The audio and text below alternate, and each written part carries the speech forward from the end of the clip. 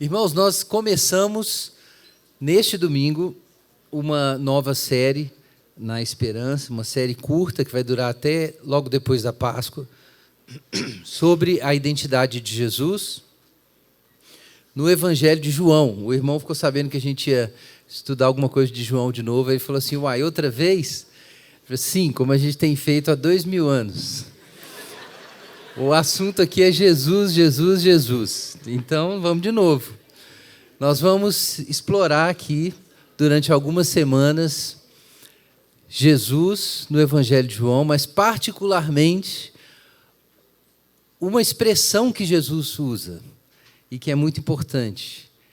Ele usa essa expressão eu sou, ego eimi, é uma expressão grega que se concorda que é uma referência à autoapresentação divina a Israel por meio de Moisés.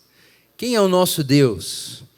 Moisés perguntou: em nome de quem eu devo anunciar essa libertação? Então Deus diz: diga que eu sou te enviou. Eu sou o que sou, é a autodescrição divina. E é difícil entender o que significa no primeiro momento. Eu sou. Mas à medida em que Deus atua na história em favor de Israel, esse nome ganha um conteúdo. Quem é o eu sou? Então, quando Deus finalmente, depois de libertar o povo do Egito e eles se apresentarem para a aliança, nós temos o conteúdo desse nome se revelando. Eu sou o Senhor teu Deus, que te tirei da terra do Egito, da casa da servidão. E essa é a fé bíblica. Nós não sabemos quem Deus é até que Ele se manifeste e se mova em direção a nós. E aí nós sabemos quem Deus é, porque Ele se revelou. E Ele não é o que a gente pensava. Deus não é o que a gente especula, imagina, ou acha que se a gente fosse Deus, a gente faria. Deus só pode ser conhecido quando Ele se revela. Nós não damos as cartas na conversa com Deus. Nós não dizemos como Deus deveria ser. E essa é uma descoberta muito importante da fé bíblica. E por isso Jesus, usando essa expressão, é tão importante. Nós vamos estudar aqui 7 ocasiões em que Jesus diz que era alguma coisa. E vamos começar hoje com esse tema de João 6. É um trecho longo que a gente vai ler, mas nosso foco está nos versos 22 em diante. Mas a gente vai ler capítulo 6, verso 1, até verso 59. O trecho inteiro é importante para nos dar a perspectiva do argumento aqui do evangelista João. Evangelho de João, capítulo 6, vamos ler dos versos 1 em diante.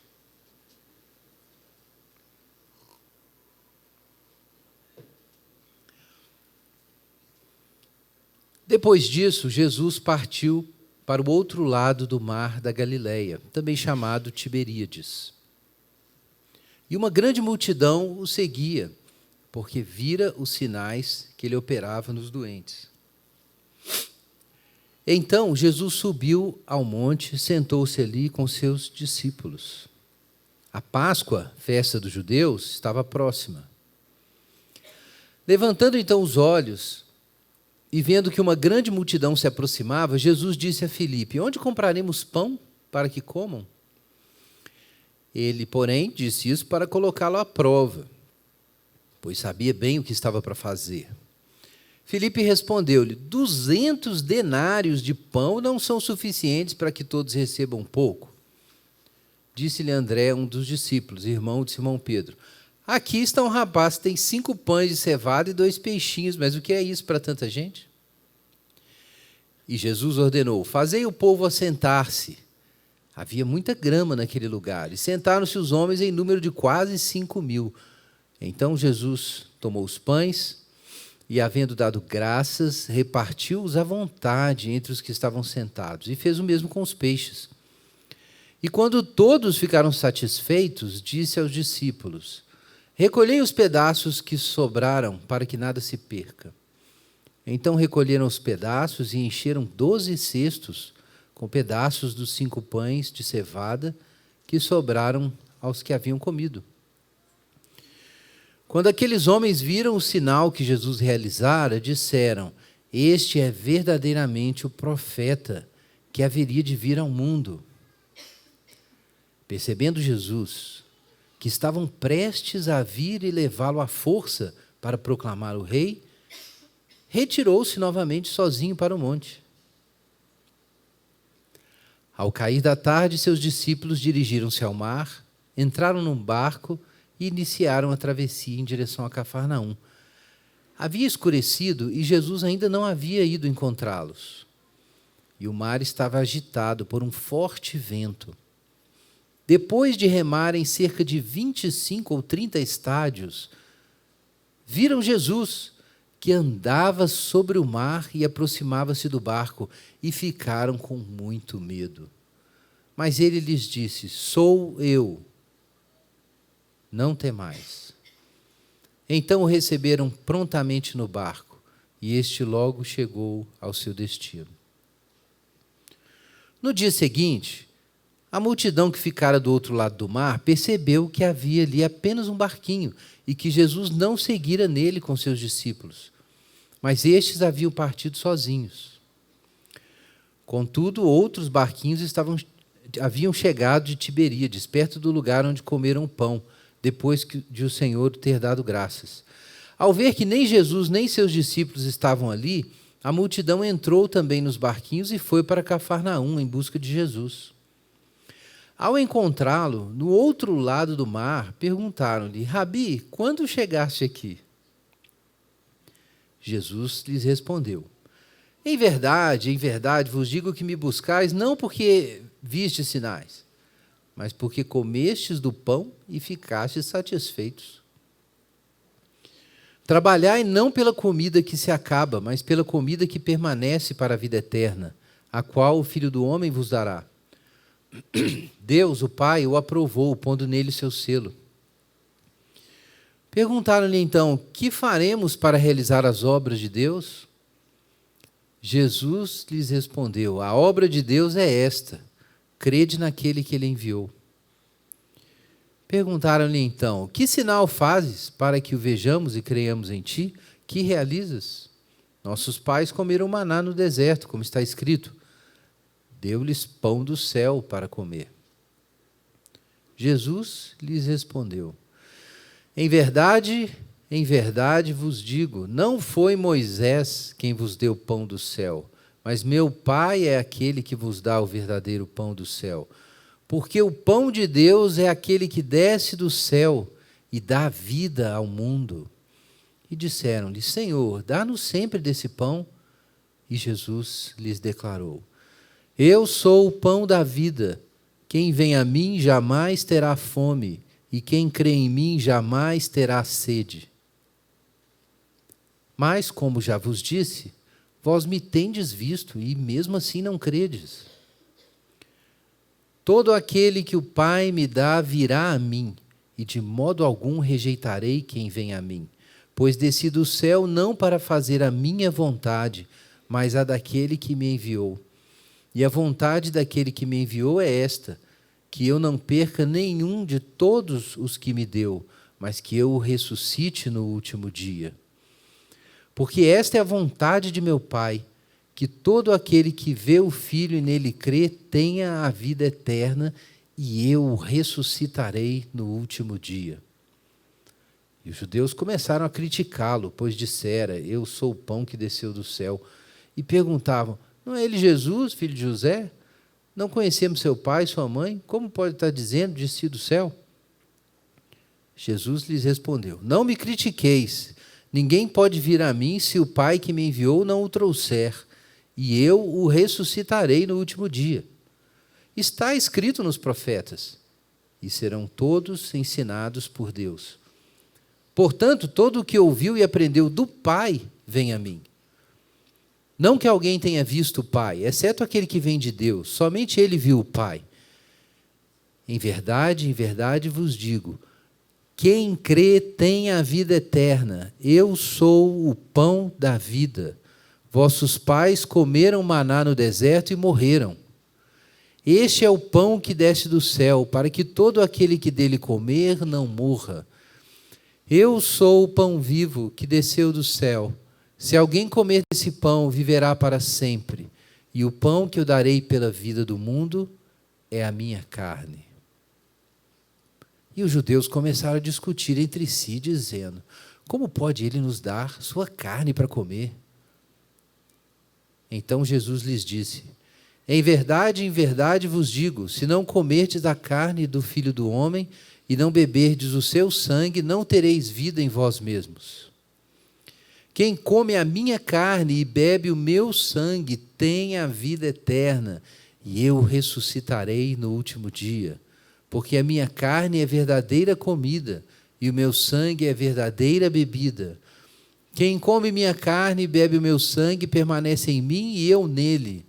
Assim como o Pai que vive me enviou, e eu vivo por causa do Pai, assim quem de mim se alimenta também viverá por minha causa. Este é o pão que desceu do céu. Não é como o caso de vossos pais, que comeram o maná e morreram. Quem comer esse pão viverá para sempre. Jesus falou essas coisas enquanto ensinava na sinagoga, em Cafarnaum. Pai Santo, nós damos graças ao Senhor pela Tua palavra e clamamos pelo socorro do Teu Espírito Santo nessa manhã. Nos ajuda, Senhor, nos ajuda a crer, ver e receber essas coisas. Amém.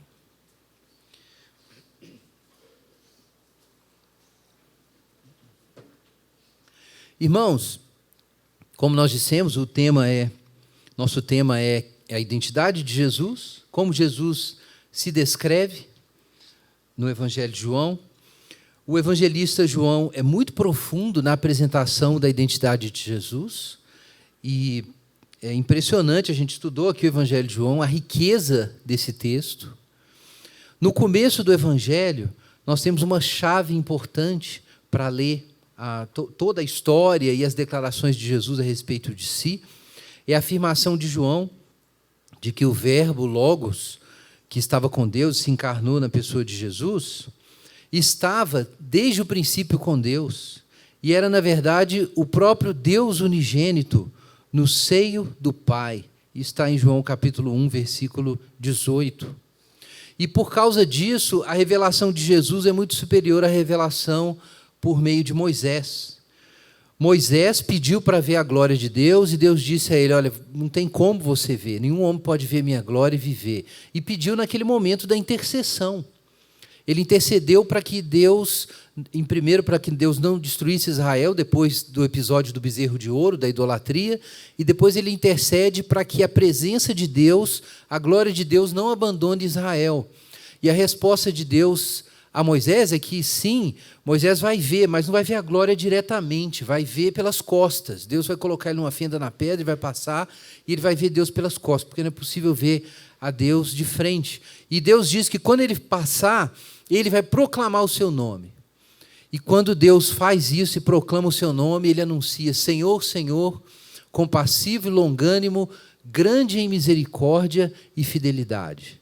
E essas duas palavras, fidelidade e misericórdia, ou verdade e bondade, ou verdade e graça, aparecem em vários lugares no Antigo Testamento, até pipocarem aqui no Evangelho de João, no capítulo 1, quando João nos diz que o Verbo se fez carne e habitou entre nós, cheio de graça e verdade, exatamente os dois termos que aparecem lá em Êxodo 33. Graça e verdade, e vimos a sua glória, o que Moisés não viu, mas nós vimos, porque a graça e a verdade divina apareceram encarnadas na pessoa de Jesus. Quando a gente vê Jesus, a gente vê algo que ninguém tinha visto antes. O que veio por meio de Moisés? João capítulo 1, verso 17. A lei foi dada por intermédio de Moisés, mas a graça e a verdade vieram por meio de Jesus Cristo. Então, essa é a proclamação de João, é que Jesus é o outro profeta, que o próprio Moisés anunciou que viria, lá em Deuteronômio 18. É o novo profeta. Está acontecendo um novo êxodo, existe um novo Moisés, e esse novo Moisés vai fazer uma intercessão diferente. Moisés intercedeu por Israel para que a presença de Deus estivesse lá, e ela estava lá no tabernáculo, por causa da intercessão de Moisés. Mas agora existe um outro, maior do que Moisés, ele supera Moisés. E lá em João 17 ele vai fazer a intercessão para que a glória que estava com ele, que ele tinha com Deus antes da fundação do mundo, esteja entre os discípulos. Então quem é Jesus? É o novo Moisés. É o verdadeiro Moisés, do qual o primeiro Moisés era só um símbolo, uma representação. E por causa da intercessão de Jesus, nós nos tornamos o verdadeiro povo de Deus, que era o chamado original de Deus para Israel. Então, isso é importante, esse background é importante para a gente ler um trecho como esse, porque nos seus sinais e nas suas declarações, eu sou a luz do mundo, eu sou o pão da vida, eu sou o caminho, a verdade e a vida, o que está aparecendo em Jesus?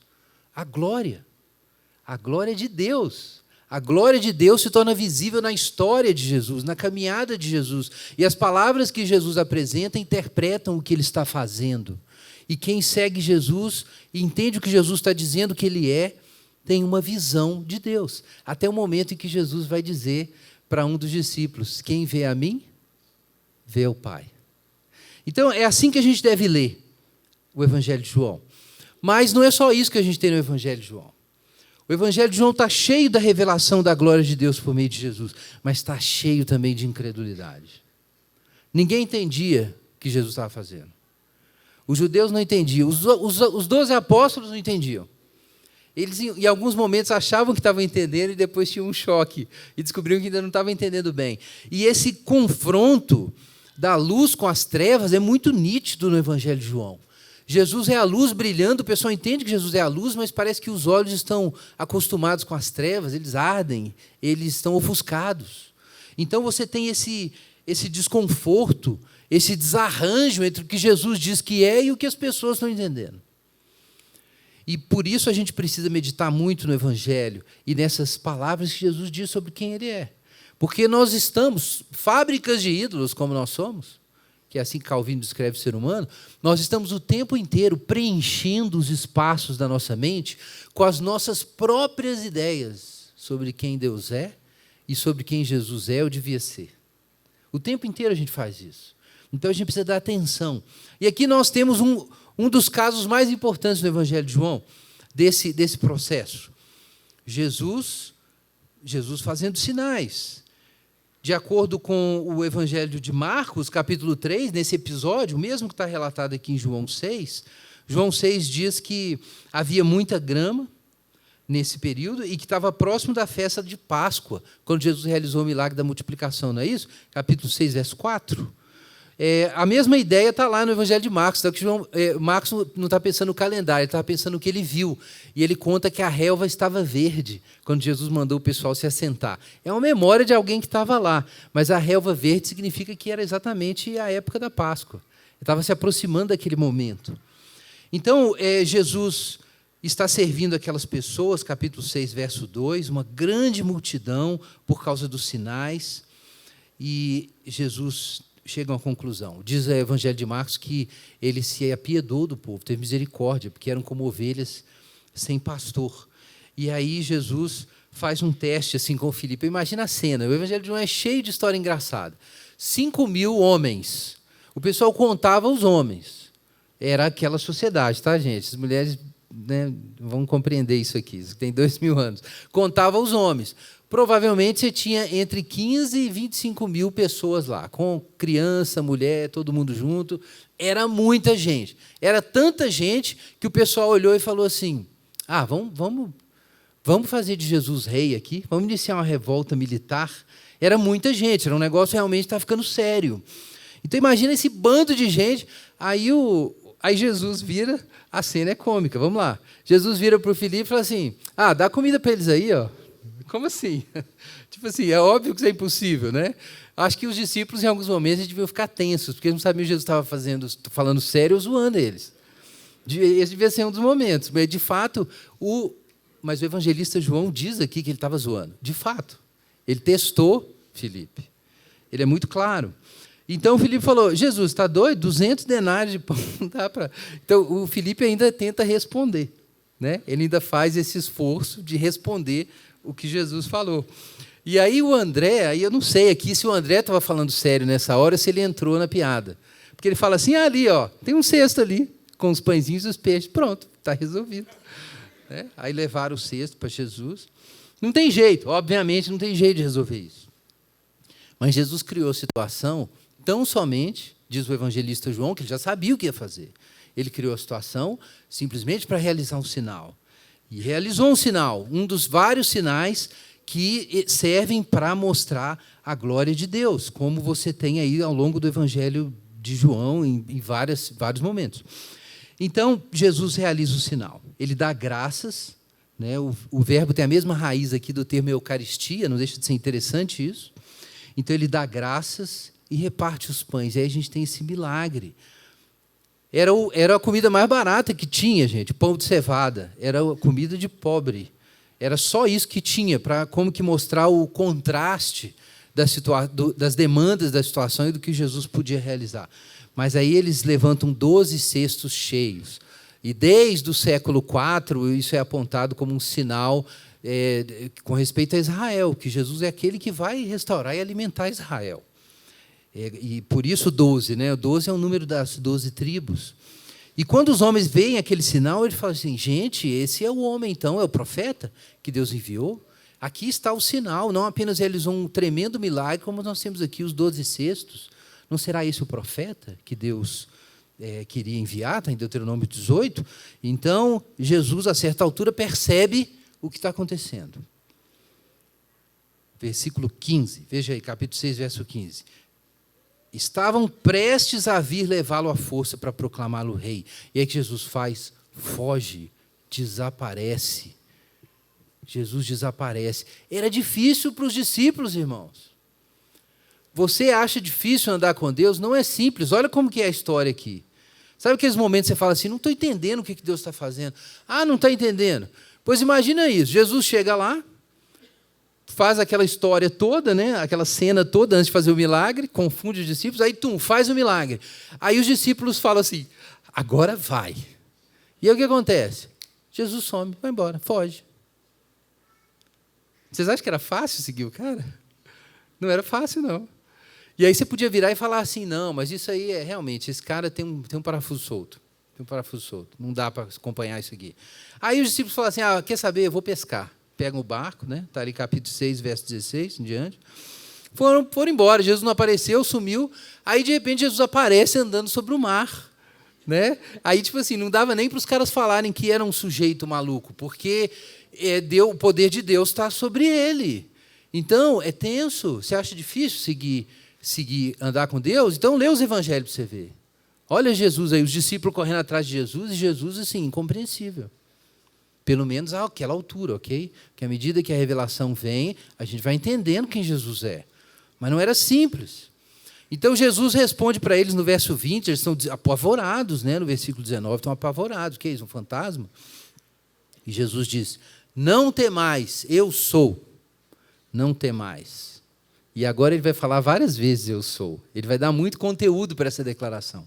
Mas isso forma, gente, o background para o discurso do capítulo 6, verso 22 em diante. A cena está montada, o palco. O que nós temos no palco? Uma multidão que quer Jesus, para fazer de Jesus o seu rei. Para que Jesus cumpra as suas expectativas sociais e políticas, vindique a identidade e o destino da nação judaica. Para que Jesus vem? Para isso. Então, tinha esse bando aí, era um monte de gente que aparentemente cria em Jesus. E, por outro lado, você tem, misteriosamente aqui, Jesus aparece escondido de todo mundo, no lugar mais improvável, e ele se apresenta para os discípulos e só diz o seguinte, não temam, simplesmente andem comigo e não tenham medo. Isso é muito importante para nós, essa introdução. Isso é o conteúdo, é o contexto, melhor dizendo, para o que Jesus vai dizer depois, que são essas questões do povo e a questão da verdadeira identidade de Jesus. Quem Jesus realmente é, afinal de contas. E quem Jesus realmente é algo que é revelado secretamente. As duas coisas são muito claras aqui nesse trecho. Que as massas formam as suas opiniões sobre Jesus de acordo com as suas próprias agendas. Mas, para você descobrir quem Jesus realmente é, ele tem que aparecer para você. E na hora que ele aparecer para você, você vai ficar com medo. Porque não parece com o que você, não é o que você esperava. Depois você vai ficar feliz, mas no início é difícil. Então, no dia seguinte, verso 22, a multidão percebeu que Jesus não tinha ido com os discípulos, procura daqui, procura de lá, vão bater em Cafarnaum, verso 24, encontram Jesus. E aí, no verso 25, veja aí na sua Bíblia, 6:25, ao encontrá-lo do outro lado do mar, perguntaram: Rabi, quando chegaste aqui? E aí Jesus não responde, isso é engraçado, né? Jesus também não responde sempre a pergunta que as pessoas fazem. Então, como que dizendo, isso não importa, não interessa, Jesus já vai direto ao assunto no verso 26. Olha, vamos direto para o ponto. Vocês só estão atrás de mim por causa da comida. Jesus foi direto ao ponto. Sem meias palavras, sem mediações, nem entrou na conversa do pessoal.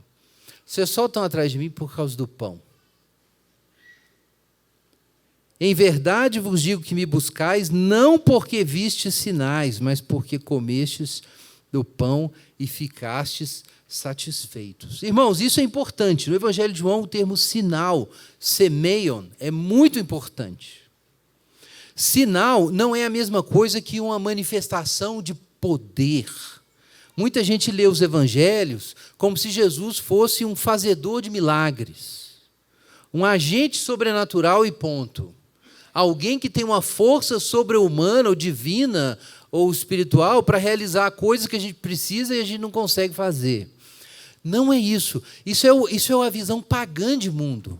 É assim que as divindades são interpretadas. Como sinais, ou melhor dizendo, como forças ou personificação de forças da natureza e forças que a gente precisa delas. A gente teme, mas precisa delas. Isso que a gente tem hoje aí nas histórias de herói, né? O grande momento dos filmes é o momento em que você descobre o quão poderoso é aquele herói. Tum, aparece, né? O poder. Sai raios, luzes, arco-íris. Não é isso? É o poder, apareceu o poder, pronto. Então, isso aqui é o clímax.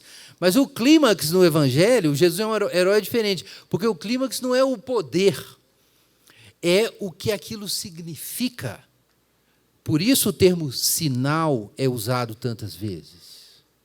Jesus realiza esses sinais, não é porque o importante é realizar os sinais em si, ou a demonstração do poder, ou a solução das necessidades imediatas ali das pessoas. Embora Jesus se preocupasse com isso, e claro, ele tanto se preocupou com isso, que ele multiplicou os pães e peixes. Só que Jesus tem uma outra agenda. Tem dois níveis de sentido, tudo que Jesus está fazendo. E a outra agenda de Jesus é revelar aquilo que Deus é. Jesus é o revelador de Deus, é o Deus unigênito que está no seio do Pai e que o revelou. João capítulo 1. Então, o que Jesus realiza são sinais, não são apenas, embora também sejam, atos poderosos. Não é apenas isso. E também não é apenas a solução de problemas. Também não. O importante do que Jesus faz é que são sinais. Eles dizem alguma coisa. Os atos de Jesus dizem alguma coisa. E Jesus realizou um ato que era para ser compreendido. Ok, Jesus é o verdadeiro Moisés. Sim, porque Moisés deu o maná.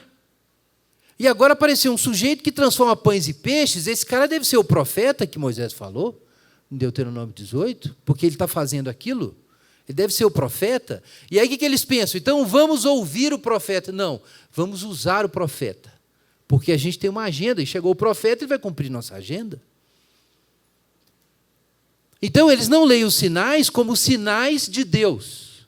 Os sinais são apenas provas de que seus sonhos são possíveis. De que provavelmente os seus objetivos são factíveis. E aí Jesus, de repente, vira outra coisa. E quando Jesus olha aquilo, ele fala assim, não, eu não vim aqui para isso. Aí o mesmo Jesus que estava ali cuidando do pessoal, de repente some. Meus irmãos, Jesus às vezes tem que fazer isso. Ele está ali caminhando com você, de repente ele some da sua vida. Cadê Jesus? Foi embora. Provavelmente você queria usar ele para alguma coisa que ele não queria.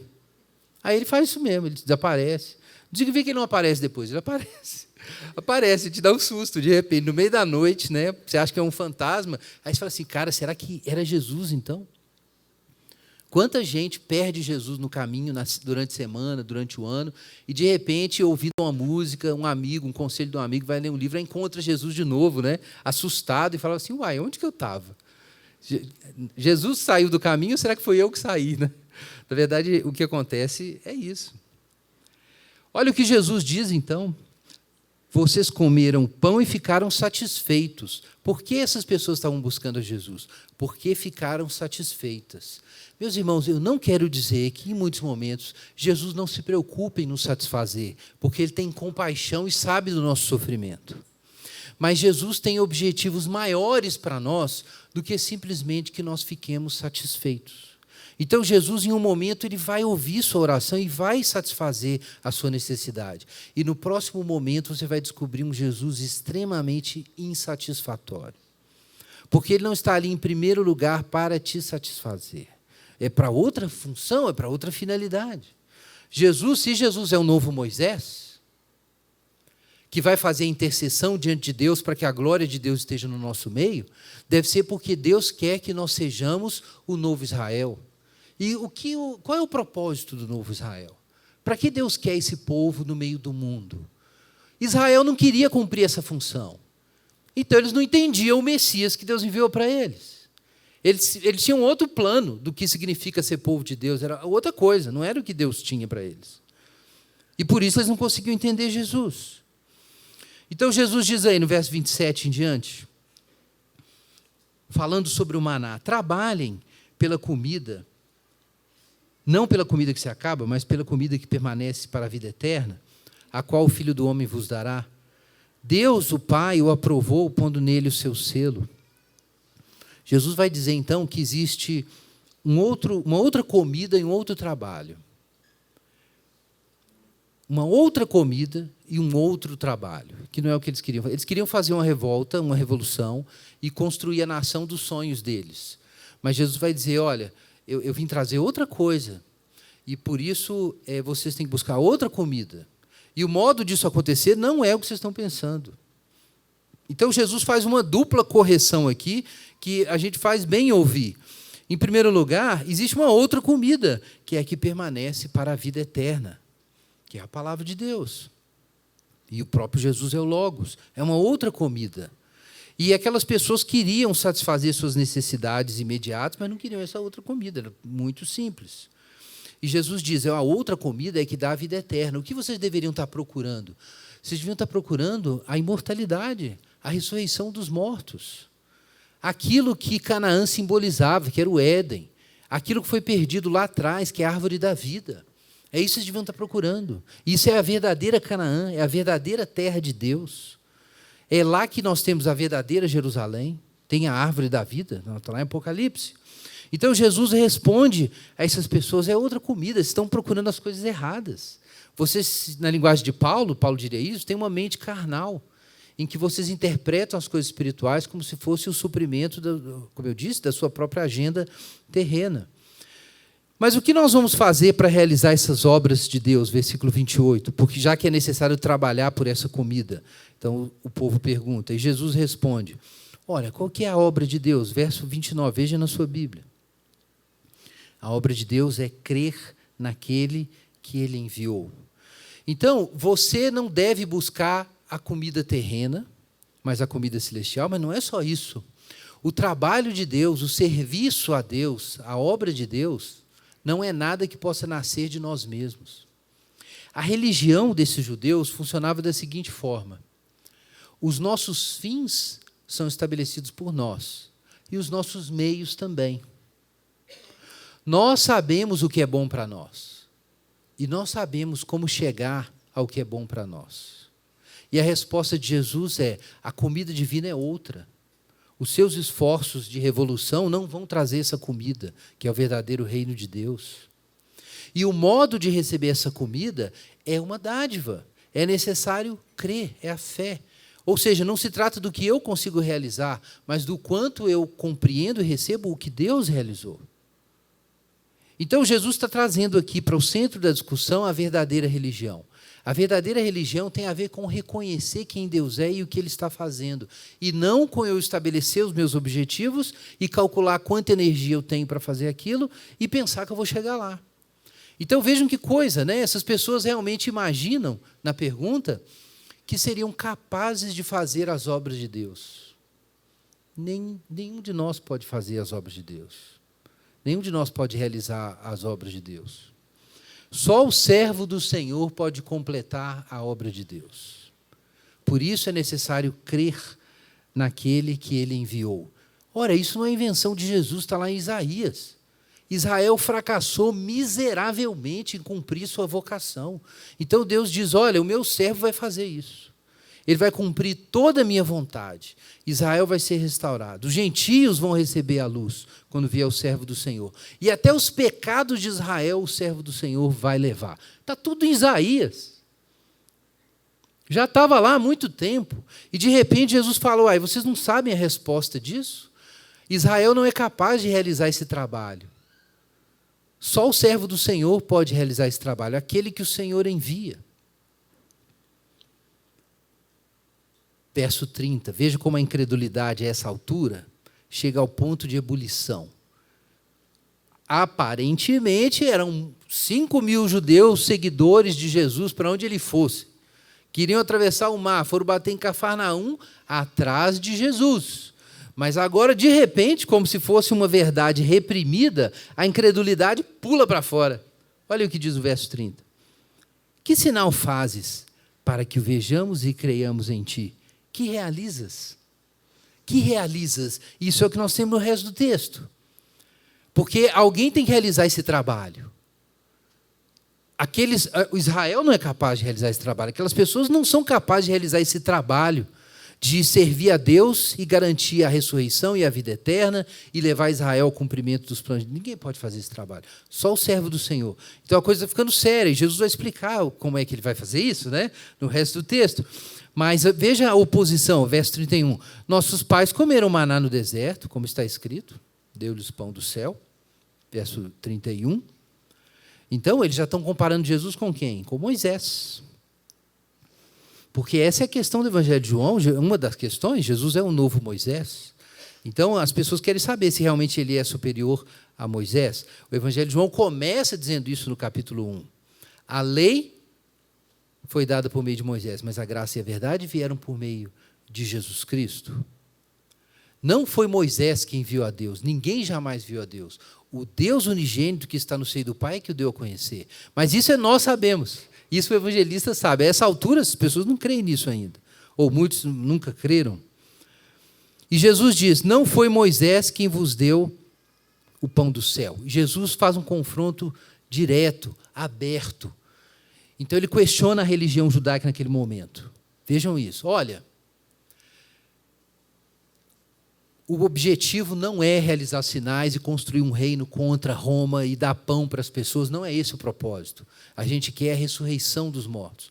O caminho para isso é receber o serviço de outro. É outro que vai trabalhar. Você tem que crer naquele que enviou, que é o servo do Senhor. E Moisés está superado. Moisés era só uma antecipação do que ia acontecer agora. Então, imediatamente, instala-se o confronto entre a pregação de Jesus e a interpretação que aqueles judeus davam da verdadeira religião, do que significava ser judeu. Está instalado aqui o confronto. Vejam, Jesus não nega Moisés de forma alguma. Ele apenas diz que Moisés está sendo superado agora. E ele diz no verso 33, o pão de Deus é aquele que desce do céu e dá a vida ao mundo. Então Jesus anuncia para aqueles judeus, existe um outro maná agora. Um outro maná, né? Está lá em Êxodo 16 a história do maná. Quem não leu depois pode procurar lá Êxodo 16. Mas Jesus diz, tem um outro maná descendo do céu. E as pessoas se lembram do maná, verso 34, e eles dizem, ok, então maná a gente quer. Esse maná que vai dar a vida eterna, a gente quer receber esse maná. E aí Jesus declara no verso 35, e aqui do verso 35 até o 48, 48, Jesus dá todo o foco no que significa e como a gente recebe esse maná. Verso 35. Eu sou o pão da vida. Veja como começa o trecho. Eu sou o pão da vida. Agora veja lá no verso 48. O trecho termina assim. Eu sou o pão da vida. Tem um inclusio aqui. O foco é esse. Jesus é o pão. Jesus é o pão. O próprio Jesus é o pão da vida. Então é necessário entender Jesus, compreender Jesus, receber o que Jesus está dizendo. Nós temos aqui uma nação que está disposta a receber um Messias, para que o Messias realize os seus sonhos, mas não estava disposta a aprender desse Messias. Não estava disposta a ouvir esse profeta. Então Jesus apresenta essa verdade da forma mais clara possível. Eu mesmo sou o maná. Eu mesmo sou o pão da vida. A ressurreição é mediada por mim, a vida eterna é garantida por mim. Então, não se trata de me usar para realizar nada. E esse era o problema, o confronto de Jesus surgiu por causa disso. E ele, ao mesmo tempo que diz que ele é o pão da vida e que nele não existe mais fome nem sede, ele diz no verso 36, quase num tom de desânimo, veja na sua Bíblia. Poderia ser, né? Veja na sua Bíblia o verso 26. Mas, como eu já vos disse, vós me tendes visto e mesmo assim não credes. Então vejam, Jesus não está discutindo com pessoas que estão tentando compreendê-lo, porque desejam segui-lo. Vejam que coisa. Aquilo era o povo que estava seguindo Jesus, gente. Nós poderíamos imaginar que um bando de pessoas seguindo Jesus eram pessoas que estavam acompanhando mesmo Jesus, crendo em Jesus. Não. Aquele bando ao redor de Jesus ali está num conflito terrível. Eu acho que eles, em parte, creem, alguma coisa eles creem. Mas, no fundo, eles ainda estão fantasiando que Jesus seria uma resposta à sua própria agenda. Eles ainda estão trabalhando com isso. Então, Jesus fala, eu sou o pão da vida, eu estou aqui. Quem comer de mim vai ter a vida eterna. Mas vocês não creem. Vocês não creem. Isso, de novo, cumpre o que está lá no Evangelho de João, logo no início. Ele veio para o que era seu, mas os seus não o receberam. Isso se repete em todo o Evangelho de João. Jesus se dando, se disponibilizando. E as pessoas recebem aquilo inicialmente com uma interrogação e daqui a pouco rejeitam.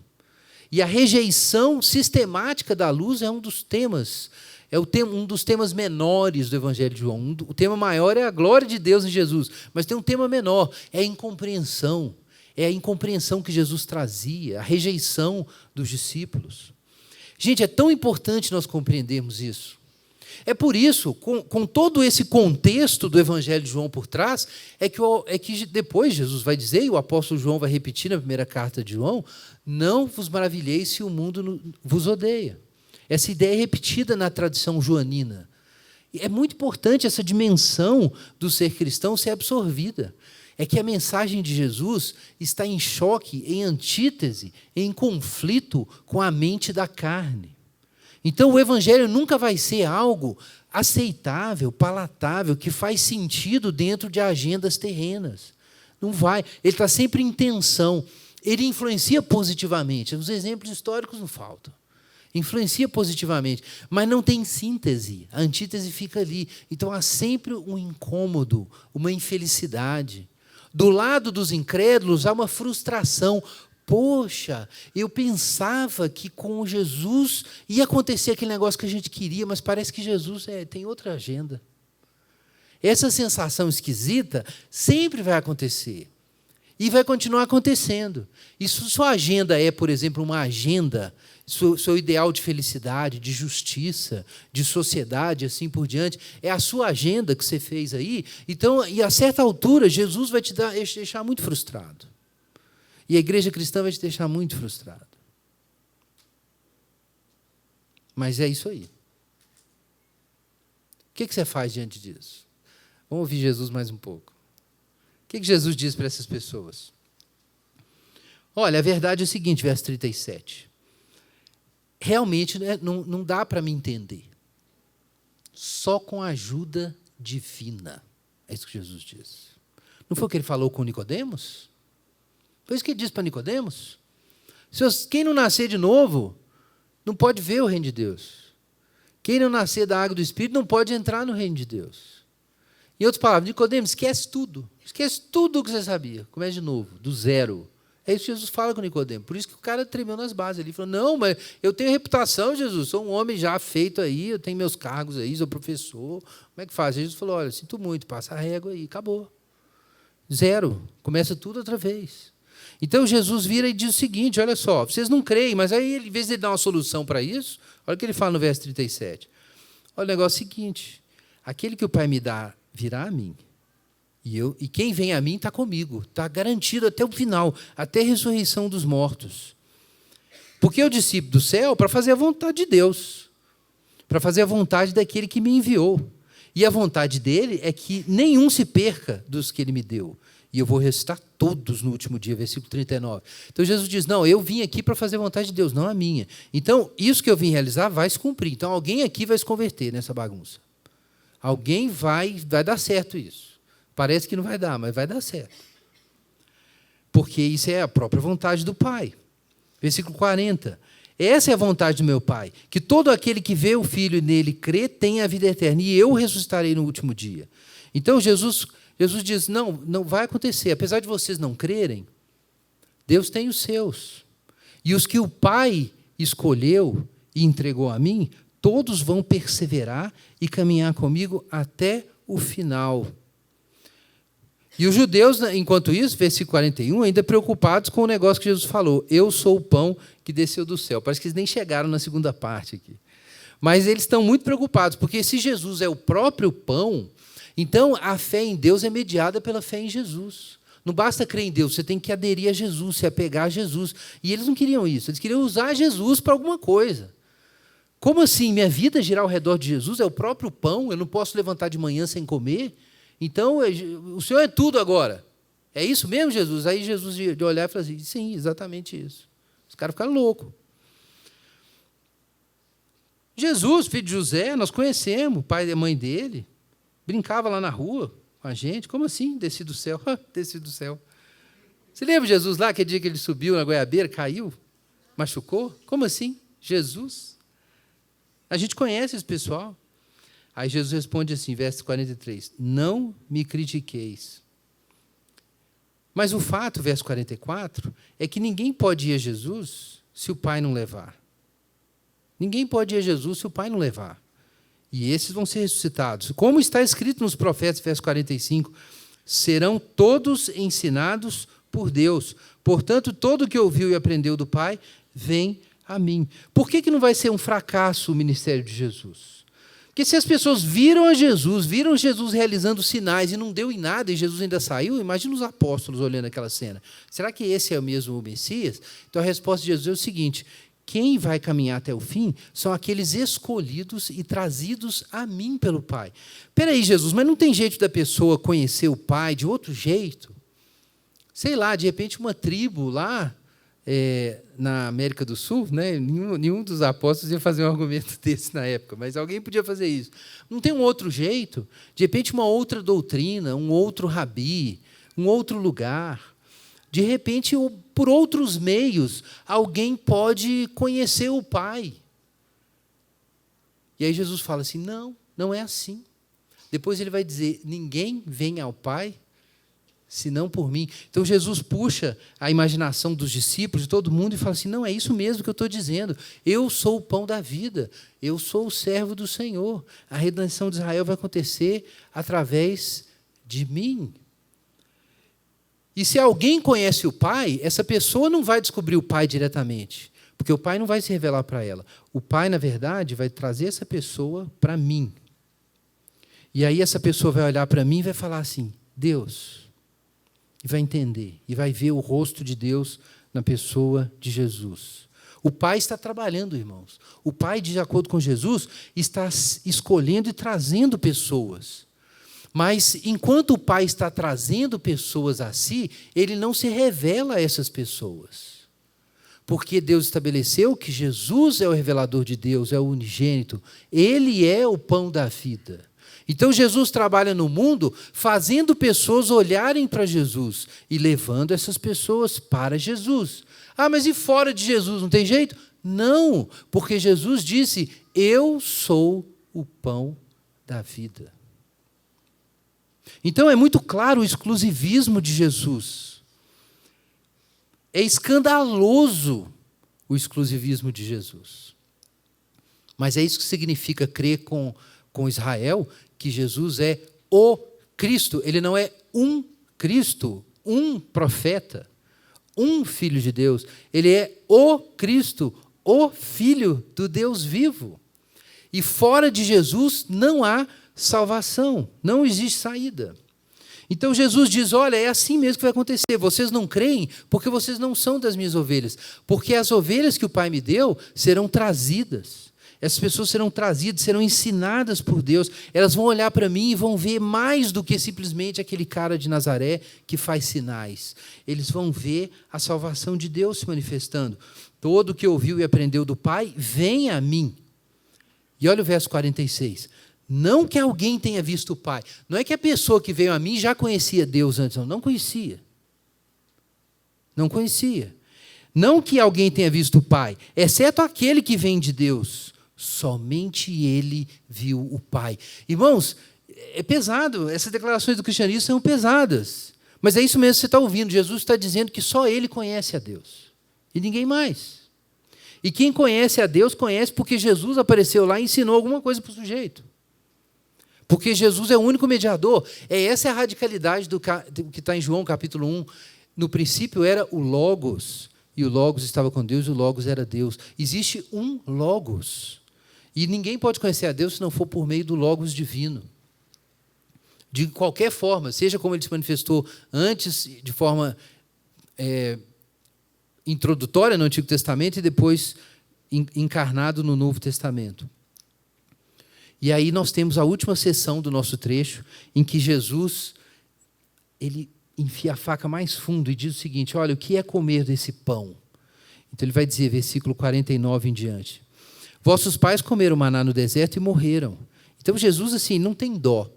Ele não tem dó, mas não pode ter, porque dó não é misericórdia. Ele olha para aquele povo e fala assim, gente, olha a verdade todo mundo morreu. Inclusive Moisés, todo mundo morreu, acabou. Então não existe garantia de salvação e de vida eterna no modo como vocês estão vivendo a religião. Agora algo novo surgiu, versículo 50. Este é o pão que desce do céu, para que todo aquele que comer não morra.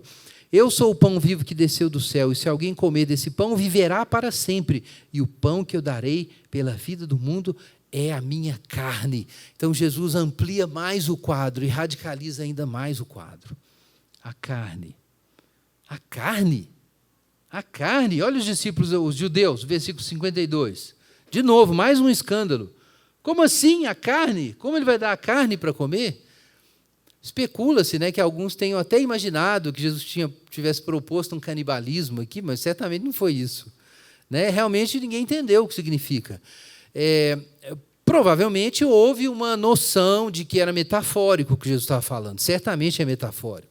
Comer a carne do Filho de Deus, metafórico. Mas onde ele quer chegar com isso?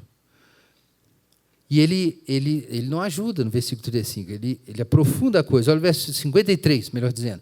Então Jesus lhes disse, em verdade vos digo, se não comerdes a carne do Filho do Homem e não beberdes o seu sangue, não tereis vida em vós mesmos. Quem come a minha carne e bebe o meu sangue tem a vida eterna, e eu ressuscitarei no último dia, porque a minha carne é verdadeira comida, e o meu sangue é verdadeira bebida, e quem come a minha carne e bebe o meu sangue permanece em mim, e eu nele. Ele fala várias vezes, a carne e o sangue, a minha carne e o meu sangue. Ele não fala uma vez, depois vai explicar, ele vai insistindo nisso, e isso aumenta o choque.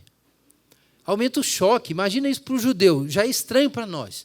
Imagina para o judeu que tinha aprendido desde sempre que a carne com sangue você não come, né?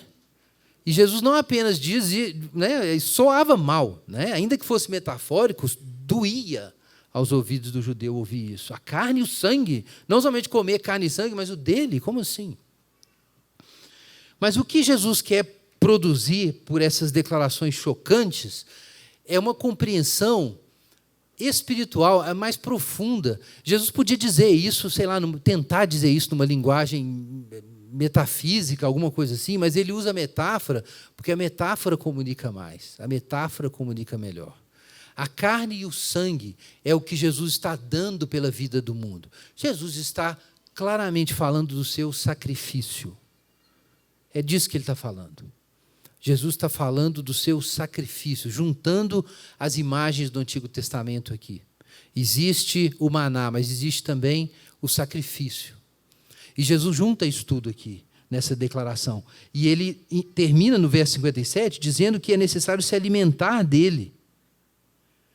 Assim como o Pai que vive me enviou e eu vivo por causa do Pai, assim quem de mim se alimenta viverá por minha causa. Então, com toda essa linguagem, ele quer dizer de uma forma quase cruenta, ele quer dizer isso, que você precisa se alimentar de Jesus. Isso, na verdade, não é tão estranho.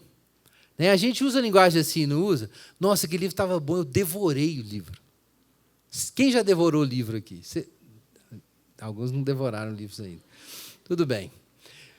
Faz bem, tá? Devorar livro de vez em quando. Bons livros são devorados. Então, não é tão estranha essa metáfora, não é tão estranha essa imagem. Em muitas situações a gente usa isso. Mas o ponto de Jesus é que é necessário absorver tudo que ele significa. Deus deu Jesus por certas razões. E se Jesus é o revelador de Deus, você precisa absorver Jesus para receber a revelação que Jesus vem trazer. É necessário se alimentar, então, de Jesus. Isso significa ouvir tudo que Jesus diz e crer em tudo que Jesus diz. Por isso ele falou que a obra, no início, é crer naquele que o enviou, que foi enviado por Deus. Capítulo 6, versículo 29, 29. A obra de Deus é essa, crede naquele que enviou. A obra de Deus é esse ato de comer e beber que Jesus está descrevendo. Então, Jesus está dizendo que você não pode contorná-lo, não pode usá-lo para outra coisa. Você precisa se alimentar dele. Então, ele vai passar a ser a sua razão, o seu logos. Você não chega para Jesus tentando encaixar Jesus no que você já queria fazer. É muito simples o que Jesus está dizendo aqui. Pode parecer muito complicado, e foi doloroso o jeito que ele colocou, mas a verdade é simples. É que você não pode usar Jesus. Jesus, numa refeição, não é o molho da salada. Jesus é a carne da refeição, é a proteína. Você tem que se alimentar dele e não de outras fontes, como eles vinham fazendo. Agora, o que significa se alimentar de Jesus, se não compreender tudo que Jesus veio fazer? E Jesus veio dar a sua vida e a sua carne e o seu sangue pelo mundo. Então, o que você tem que digerir? Você tem que digerir o sacrifício de Jesus, digerir a morte de Jesus. O que significa digerir a morte de Jesus? Significa você compreender que Jesus morreu na cruz carregando os seus pecados. Foi os seus pecados. Olha para a cruz, não é um fato da história isolado, é um cara que crucificaram lá, não é isso. Se alimentar da carne e do sangue de Jesus é olhar para toda a vida de Jesus e para a morte de Jesus na cruz e entender que elas te dizem respeito. Que aquilo aconteceu por causa de você e que aquilo é a sua única esperança. Então, se alimentar daquela carne e daquele sangue significa compreender que a morte de Jesus é o centro da história, é o centro do mundo, é a razão por que nós estamos aqui e é o único meio de nós alcançarmos a vida eterna. Então, é necessário que você entenda, por exemplo, que Jesus tinha que morrer. Aí você fala assim, não, isso é coisa simples.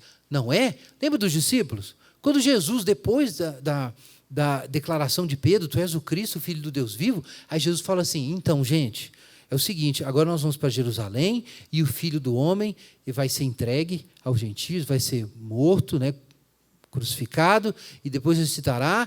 E aí Pedro se insurge contra aquilo e fala, Jesus, vira essa boca para lá, de jeito nenhum, você não vai morrer, não. O que é isso? Pedro estava vomitando. Ele disse, tu és o Cristo, Filho do Deus vivo. Aí ele ingeriu a carne e o sangue do Filho de Deus. Aí daqui a pouco botou para fora. Botou para fora, porque aceitar que Jesus é o servo do Senhor, que tinha que morrer na cruz, e eu sou discípulo de Jesus, significa aceitar que eu sou um pecador miserável, e por isso ele teve que morrer, e eu sou incapaz de realizar esse trabalho, só ele é o servo do Senhor. Então, aceitar a cruz é aceitar o não da cruz contra mim. Se o Filho de Deus teve que morrer, eu sou um picareta. Se o Filho de Deus é o único que revela a Deus, eu fico falando que eu estou com Deus, mas eu não estou com Deus. E os meus parentes que morreram sem Jesus não estão com Deus. E os meus amigos aí que não estão nem aí para Jesus não estão com Deus. Ninguém está com Deus. Todos nós crucificamos Jesus. É difícil? Aí você vomita esse negócio. Aí, de repente, o Pedro podia tentar digerir isso, mas ele lembrava, então, peraí, se Jesus está aqui lavando os pés de Judas, eu vou ter que lavar também? Eu não quero fazer isso. Eu não quero fazer isso. Aí Pedro vai e vomita de novo. Pedro vomitou várias vezes antes de digerir. Então, era pesado, é um discurso pesado. Comer a carne e o sangue do Filho de Deus, olhar para a cruz e falar assim, não, a cruz é necessária. É necessário para a reconciliação do mundo. A cruz significa que esse mundo está condenado, por isso Jesus teve que ser condenado. Isso significa que o modo como a gente vive está condenado. Tudo que nós prezamos e que achamos que é a coisa mais importante na nossa vida, tudo isso está sob o juízo da cruz. Então, comer a carne e beber o sangue do Filho de Deus é aceitar isso. Se você não tem pecado, por que Jesus tinha que morrer por você? Não precisava de morrer, morreu à toa. Mas você fala assim, não, ele não morreu à toa, ele morreu mesmo por nós. Morreu por você? Morreu. Então, você merecia morrer na cruz? Sim. Você merecia ser condenado e ir para o inferno? Sim. Não. Não, eu acho que não. Eu não sou tão ruim assim. Eu sou tipo meus amigos ali, uai. Deus é legal, ele não vai fazer isso com a gente. Ah, beleza, então Jesus morreu à toa. Então você acabou de vomitar Jesus para fora. Igual o pessoal fez ali. Então, não, você tem que comer a carne e beber o sangue do Filho de Deus. Comer esse negócio. Comer esse não. Comer esse não, por exemplo, o que significa digerir esse não da cruz? Significa digerir o fato de que se você é amigo de Jesus, você é inimigo do mundo, então você não pode mais continuar sendo amigo do mundo e colocando em primeiro lugar que você tem que ser agradável, adotar os padrões morais, éticos e os valores dos seus amigos, da sua empresa, do escritório onde você trabalha, dos seus colegas de faculdade. Não, eu preciso fazer uma mediação aqui. Eu sou crente, mas eu sou legal também. E aí você vende a alma para você continuar dizendo que é crente, mas ficando bem lá. Não, você tem que comer a carne e o sangue do Filho de Deus. O que é isso? Esse mundo crucificou Jesus, aí você nunca mais vai ver do mesmo jeito o governo, o mercado, o seu trabalho, a sua mulher, seu marido, seus filhos. É isso. Se você comeu a carne e bebeu o sangue do Filho de Deus, você aceitou a morte que ele recebeu, você entendeu que ela é válida. Como que você ainda está fazendo negociação aí? Como se tivesse jeito de contornar a cruz de Jesus? Não tem negociação. O mundo está crucificado para mim e eu para o mundo. É o que está em Gálatas, é o que o apóstolo Paulo diz. Então, comer a carne e beber o sangue do Filho de Deus, aceitar que na cruz Deus está salvando e julgando o mundo ao mesmo tempo, não é coisa que você pode falar pelos cotovelos, ou pode dizer que acredita só com as palavras, porque realmente levar isso a sério leva a uma reinterpretação e reconfiguração de todas as suas relações, de todas as suas prioridades, das suas agendas. E é isso que o povo não queria mudar, a sua agenda. O povo tinha a sua agenda lá. A nossa agenda é o seguinte, Israel é o povo de Deus, a gente é melhor que esses romanos mesmo. Quando o Messias aparecer aqui, nós vamos estabelecer o grande império centrado em Jerusalém, com o filho de Davi, e vamos ser felizes e pronto. E Deus existe para isso. E Deus existe por causa disso. E aí o verbo se manifesta, e o que eles fazem? Vomitam Jesus para fora. Então é necessário comer a carne do Filho de Deus e beber o seu sangue, se alimentar de Jesus Cristo. O que é se alimentar de Jesus Cristo? O que é o nome de Jesus, o nome que salva? O nome que tem que ser crido, o pão que tem que ser mastigado, é a vida. Versículo 51, é a vida que ele dá para o mundo. Então, comer a carne e o sangue do Filho de Deus significa acompanhar Jesus, parar de querer usar Jesus, que é o que essas pessoas queriam fazer, e se alimentar de Jesus. Quem é Jesus? Para onde ele está indo? Eu não estou entendendo. Eram os discípulos. Eu não estou entendendo, mas eu vou. Vamos embora. Eu vou seguir Jesus. E aí você vai seguindo Jesus, sendo rejeitado pelos parentes, rejeitado, não compreendido pelos irmãos. Os irmãos não criam nele. E Jesus passa por todos os seus padecimentos, trabalhando em favor dos outros, realizando curas, vivendo só para fazer a vontade de Deus o tempo inteiro. Essa é a vida que está sendo derramada na cruz para você devorar. Essa é a vida. É uma vida vivida para Deus. É uma vida que coloca Deus em primeiro lugar e está lá cumprindo os mandamentos da lei e não está com sua própria agenda. É uma vida de padecimento e sacrifício em nome da vontade de Deus. Essa foi a vida que foi entregue ali na cruz. Esse é o pão que está sendo dado do céu. Então você não pode querer ir para o céu. O pão não é o céu. O pão é a vida, é a existência de Jesus concentrada, consolidada, derramada naquela cruz. É essa vida. Se você não admira a vida de Jesus, se Jesus não é o seu herói, o seu apóstolo, o seu pioneiro, você não se alimentou de Jesus, você não quer Jesus. Você quer usar Jesus para ficar satisfeito, para comer o pão, para passar na faculdade, para ter um casamento feliz, para ter amigos, para qualquer coisa que você quer.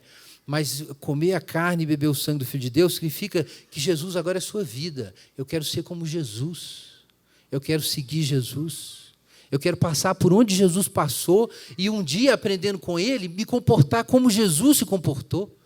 Eu quero amar o Pai como Jesus amava. Eu quero enfrentar os Judas da minha vida, e na sua vida inteira está cheio de Judas, do jeito que Jesus enfrentou Judas. Jesus não puxou o saco de Judas, mas lavou os pés dele, mesmo sabendo que era Judas. Irmãos, tem coisa mais difícil que isso. Jesus lavando os pés de Judas, o traidor, e de Pedro, o negador. Não entendiam nada que ele estava fazendo, mas ele continua ali fazendo. Ora, essa foi a vida que foi entregue na cruz. Essa é a carne e o sangue que tem que ser comidos, devorados, recebidos. É por isso que depois o pessoal diz, duro é esse discurso. Parece bonito, né? A gente vai tomar a ceia, eu vou aqui comer o cálicezinho e vou comer o pãozinho. Coisa linda. E aí vai acontecer uma mágica e a vida de Deus vai entrar em mim. Não tem mágica. Você está comendo o pão e bebendo o cálice porque você está dizendo, eu agora sou um amigo de Jesus. Eu sou um servo de Jesus. Eu aceitei o caminho de Jesus e eu vou caminhar até a cruz de Jesus. Mas aí, como Ele ressuscitou, Ele me ressuscitará no último dia. Abre sua Bíblia em Filipenses. Não é João, né? Mas nós vamos terminar com Filipenses. Filipenses capítulo 3.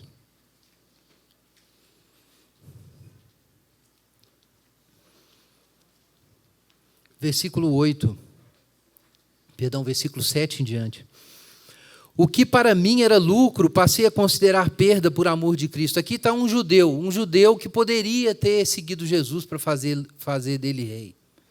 E poderia ter ficado revoltado depois, porque Jesus não veio cumprir suas expectativas de restaurar a nação de Israel. Paulo. Então veja o que diz um judeu que fez o caminho de volta e digeriu Jesus.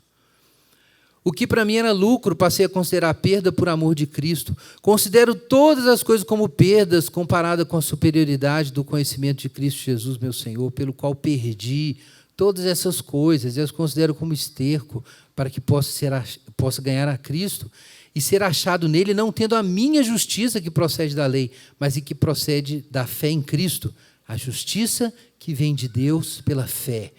Para conhecer Cristo e o poder da sua ressurreição e a participação nos seus sofrimentos, identificando-me com Ele na sua morte, para ver se de algum modo consigo chegar à ressurreição dos mortos. Meus irmãos, esse é o convite que é feito para nós, e é o convite que é feito para você. Quem come a minha carne e bebe o meu sangue tem a vida eterna, e eu o ressuscitarei no último dia. Meus irmãos, eu tenho certeza, eu posso dizer, que eu ressuscitarei no último dia. Entrega a sua vida para o Senhor de verdade. Come, hoje nós vamos tomar ceia. Come e bebe a carne do Filho de Deus. Não toma uma tacinha de suco com um pedacinho de pão. Coma e beba a carne do Filho de Deus e o sangue do Filho de Deus nessa manhã. Vamos orar. Enquanto os irmãos distribuem os elementos, vamos clamar pelo socorro do Senhor. Pai Celeste, em nome de Jesus, nós pedimos que o Senhor não nos permita se perder como aqueles judeus. O Senhor nos coloca no caminho correto, abre nossa mente, nosso coração para a fé. Ó Deus, dá a cada um aqui a graça de comer e beber desse sangue, dessa carne, que cada um aqui abrace de todo o coração e para sempre o Senhor Jesus Cristo. Amém.